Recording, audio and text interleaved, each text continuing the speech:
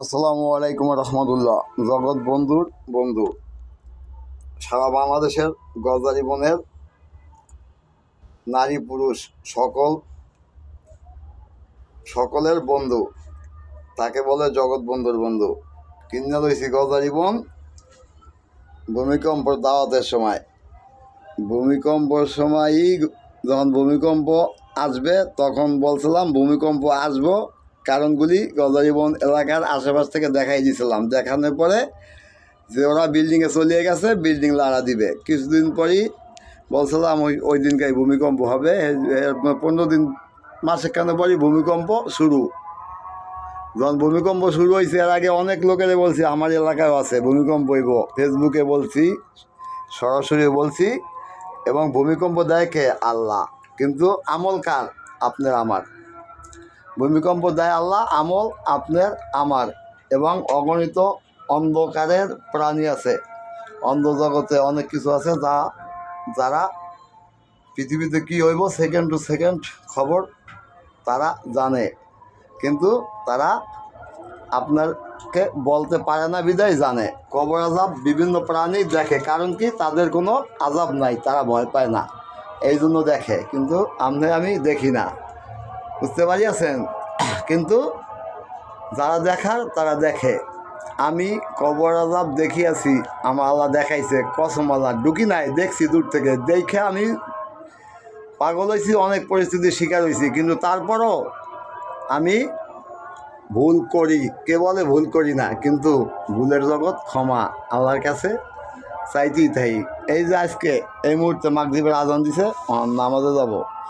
দোয়া কবুল হওয়ার একটা শর্ত আপনাদেরকে বলি, মিথ্যা বলি না। মাগরিবের টাইমে আল্লাহ সাক্ষী সাহায্যকারী।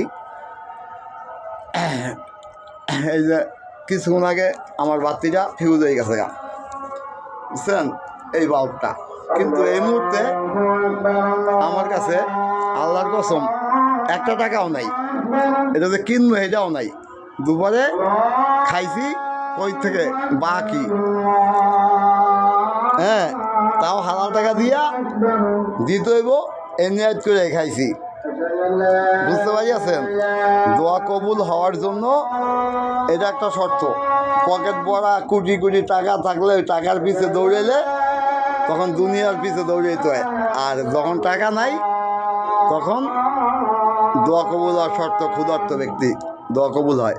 আমি তো বেশি বেশি ক্ষুধার্ত থাকি, দোয়া কবুল নাই যাইবে কই? যখন ক্ষুধার্ত থাকি তখন আল্লাহর কাছে মুদ্রার জন্য সাহায্য চাই, দুনিয়ার জন্য চাইতে পারি না, সুযোগ থাকে না ওই মুহূর্তে। বুঝতে পারিয়াছেন?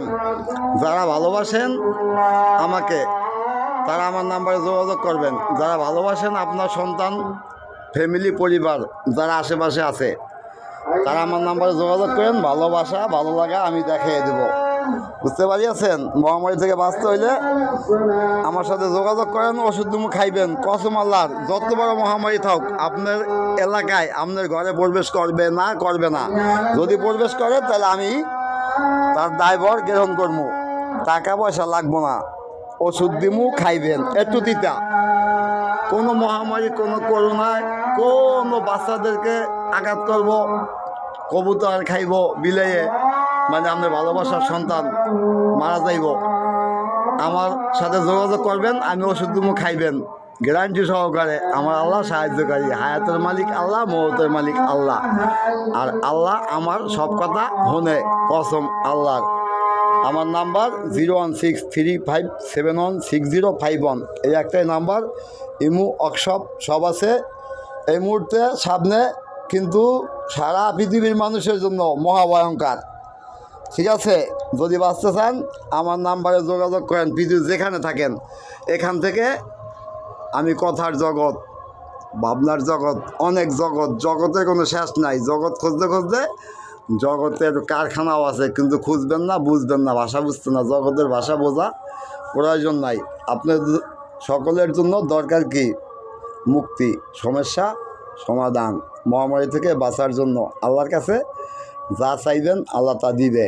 চাইয়ে দেখেন না কিছু। মাগরিবের আজান দিছে, যারা মুসলমান তারা নামাজ পড়ে, অমুসলিম পড়ে না। যেই ঘরে নামাজ নাই ওই ঘরে রহমত নাই, আর 10 ঘরে রহমত নাই। যেই এলাকায় প্রকাশ্য জেনা চলে ওই এলাকায় রহমত আসে না, গজব আসে।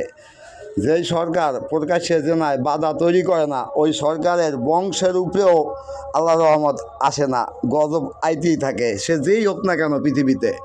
আমি আপনার দেশ এই দেশ এই দেশ না, সারা পৃথিবী নিয়েই কোরআন।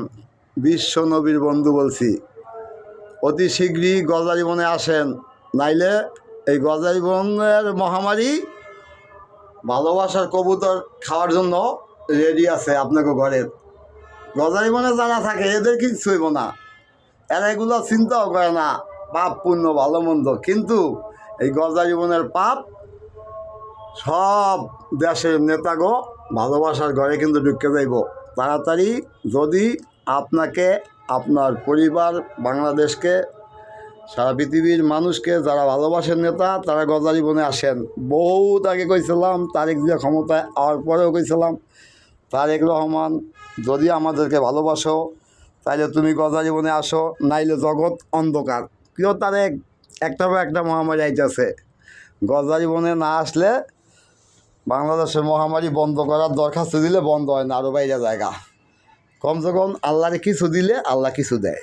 সৎ কাজের আদেশ, অসৎ কাজের নিষেধ। জান মাল খরচ করো, মাল দিয়ে কী করবা? মরে গেলে খাইব কেনা? ভূমিকম্পে মরে গেলে সারারা মাল লয়ে গজারি বনে আয়, এখান থেকে কিছু মানুষ বাইকে লয়ে যা, অবশ্যই আল্লাহ সাহায্যকারী।